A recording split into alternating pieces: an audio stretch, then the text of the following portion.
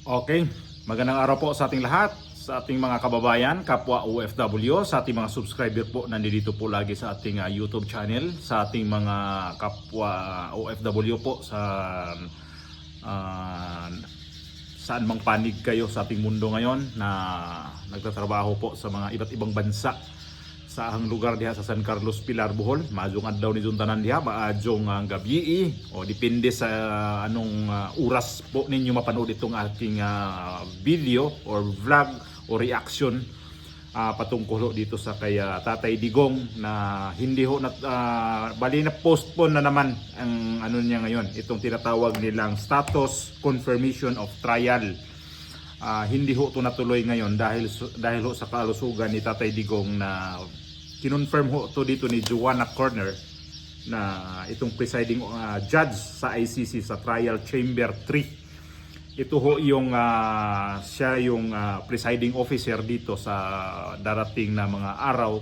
Kaya lang may nakita siya dito kay Tatay Digong na complicated talaga siya na itatrial nila si Tatay Digong dahil sa edad, dahil sa kanyang status ngayon sa ICC.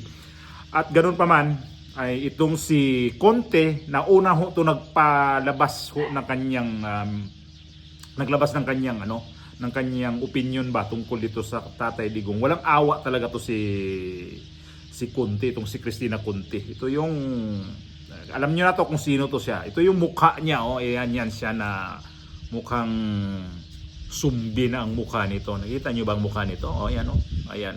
So basahin ko yung sinabi niya dito na hindi siya naniniwala na ito si Tatay Digong ay medyo hirap nga siyang i-trial dito sa ICC. At ito na ang presiding officer mismo. Ito si Joanna Corner ay nagsabi na hindi muna sila magbigay ng petsa kung kailan talaga na i-trial talaga nila si Tatay Digong. So ito yung sabi ni Cristina Conte at dito siya, excited siya dito at wala siya napala dito ngayon sa ICC. Ito sa strategy possible, hindi pa po natin siya makikita simula sa poll noong Marso. Kaya para sa marami parang nagiging mito na siya, nagiging mythical ang kanyang entity. At para sa marami, nabubuhay na lang siya sa pamamagitan ng cardboard. Kaya palagay ko ibahagi ang kanilang theory. Nanghihina na siya, nahihirapan na siya sa loob. Attorney Cristina Conte, ICC Assistant to Counsel. Ano pang nakalagay dito?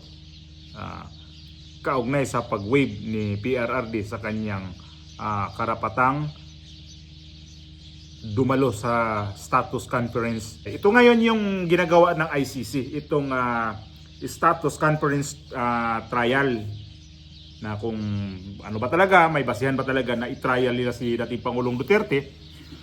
Kaya lang, ito nga si Judge Joanna Corner.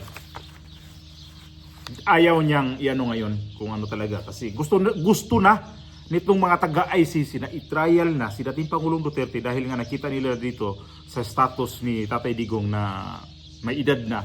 At saka mayroon silang nakikita nga dito na baka di na magtagal. Yun ang ano ko dito Kaya gusto nilang mandaliin daw itong nangyari ngayon sa kay Tatay Digong.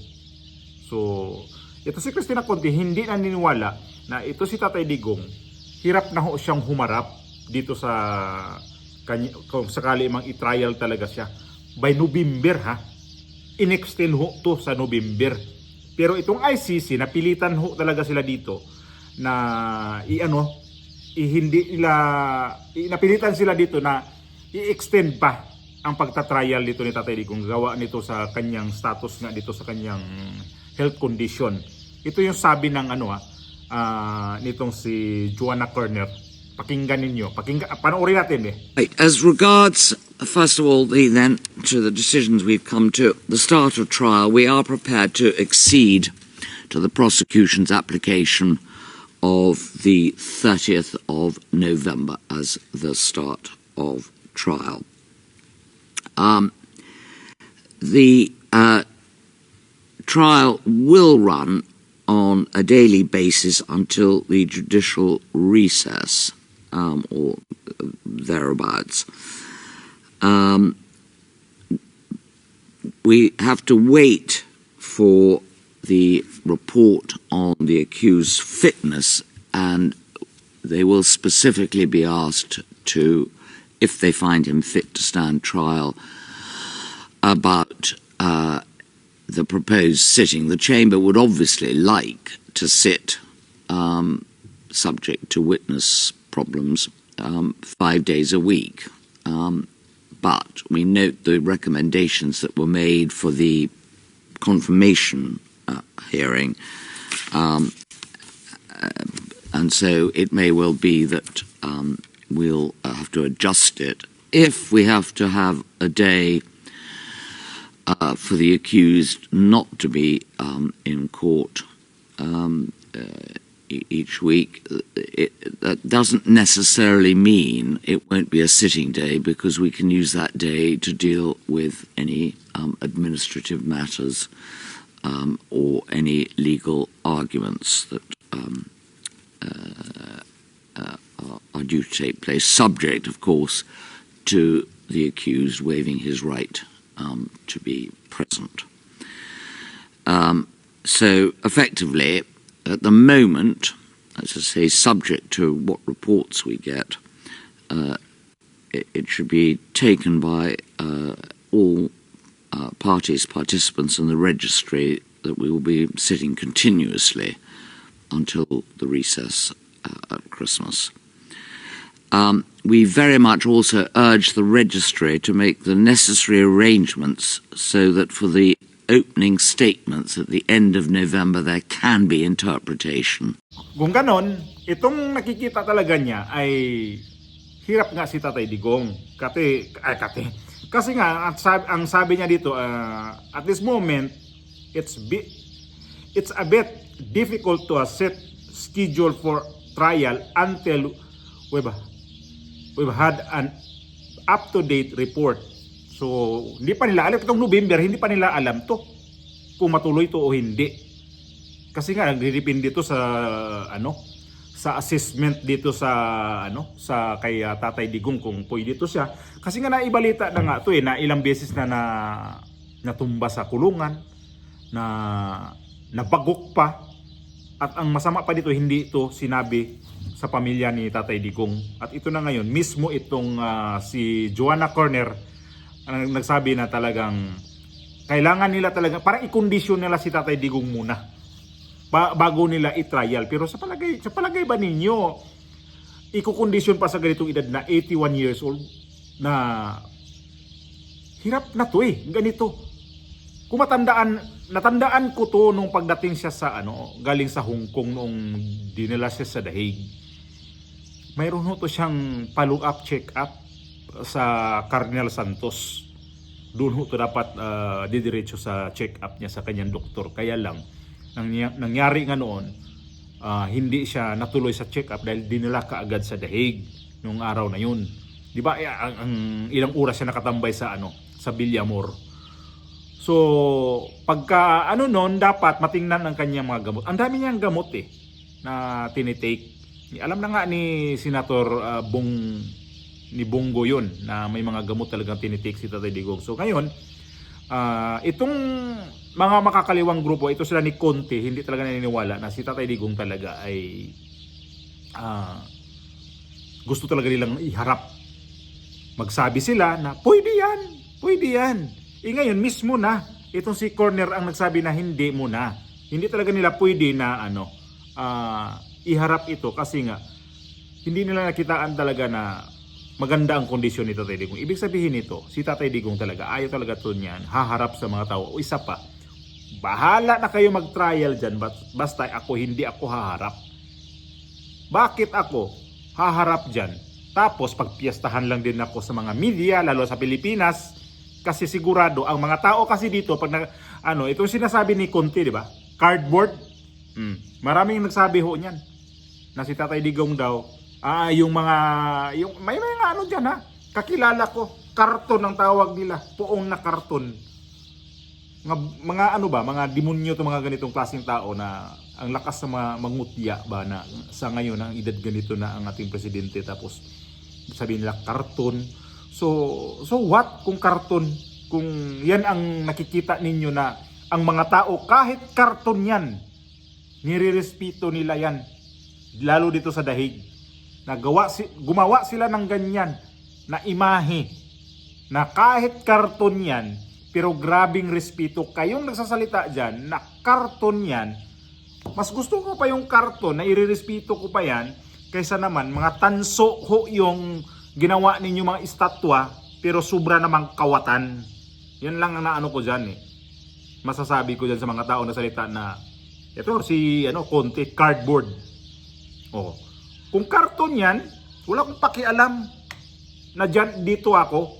Kesa naman, mamatay yung si Bongbong Marcos ninyo, yung tatay niya na namatay din, sigurado naman yung mga tanso naman din yung mga ginagamit niyan dyan. Eh at least yung karton,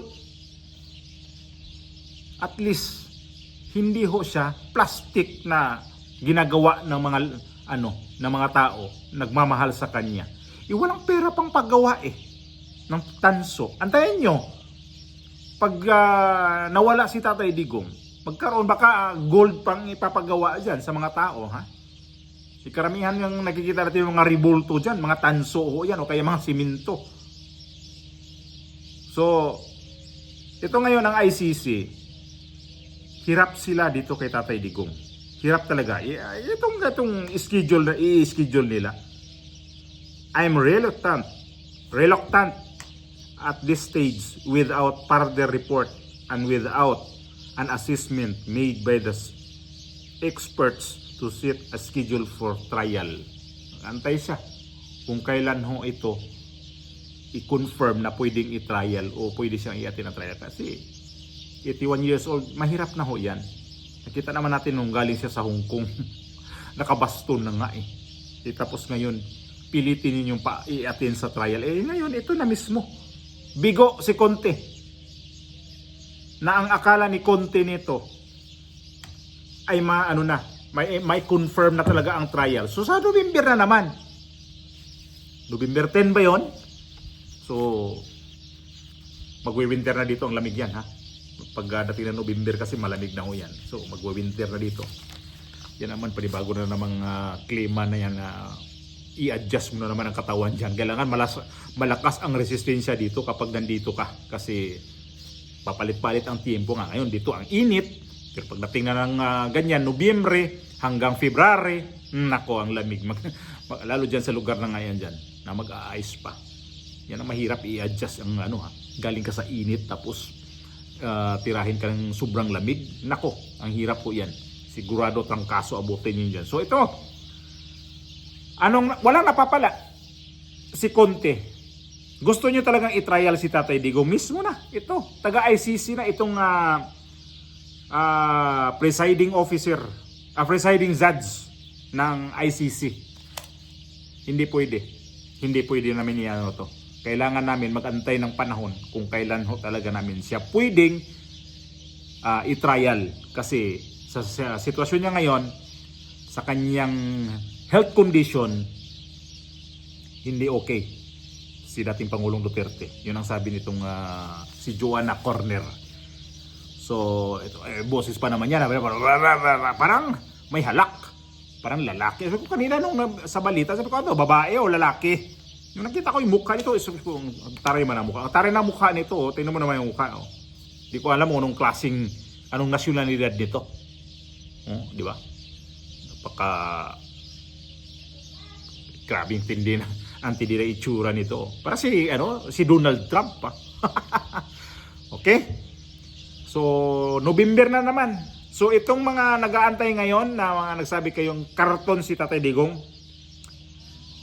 mas gustuhin pa niya magiging karton kaysa siya dito, magpalitis siya dito sa ICC na hindi niya ginawa ang kasalanan sa ibang bansa, na sa Pilipinas, pero dito siya nililitis sa ibang bansa. Di kayo hilo. Ayaw na. Ayaw nilang litisin. Ayaw nila kasi gawa sa kanyang kalusugan na may nakikita ang ICC. Dapat ayusin muna. Padoktor mo na si Tatay Digong.